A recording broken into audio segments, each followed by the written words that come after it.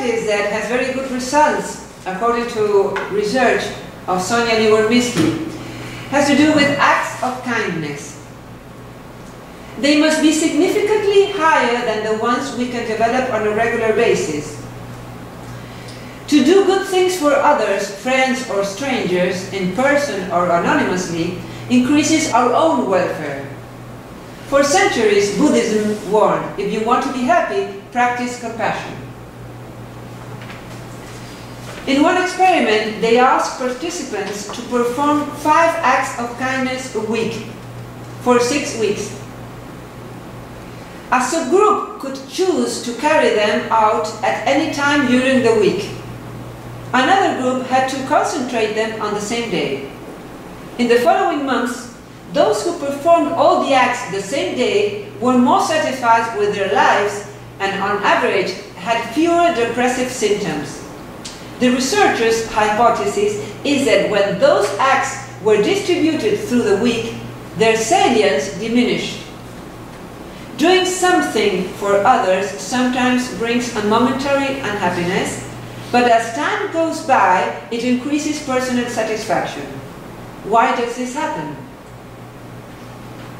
In part because it changes the value that people have of themselves.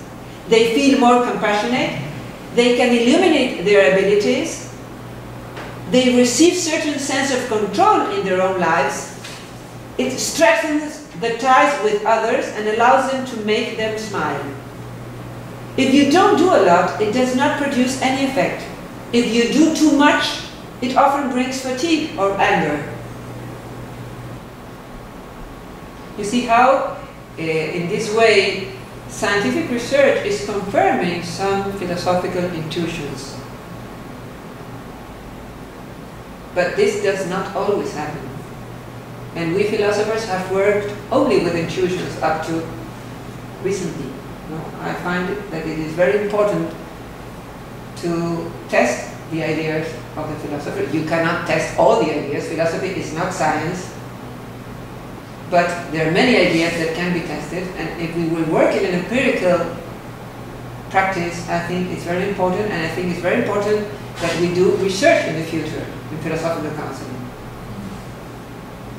Nobody does that. Yeah. We are doing that in Portugal.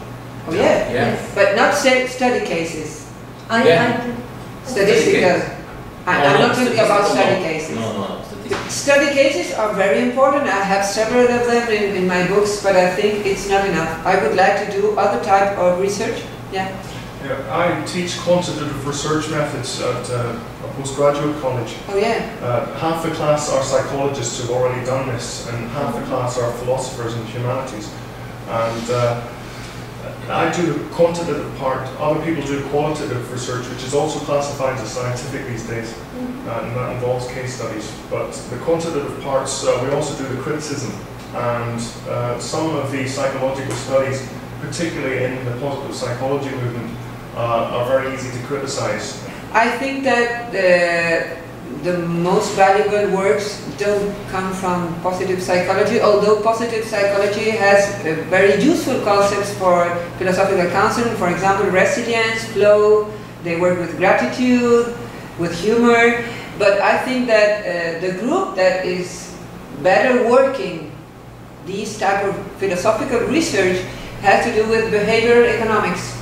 Dan Ariely, Daniel Kahneman, Daniel Gilbert, Sonia Libormisky, there are many of them, they are all in the list I made.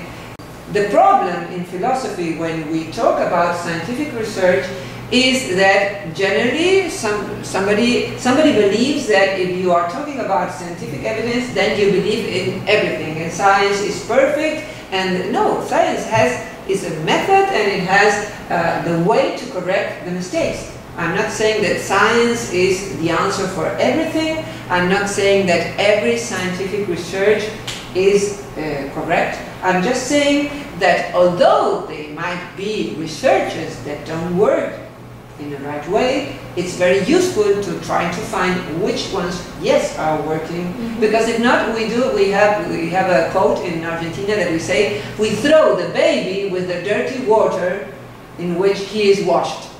No? And I observe this in philosophy, really. Science is not popular among philosophers. We don't have a good education in science.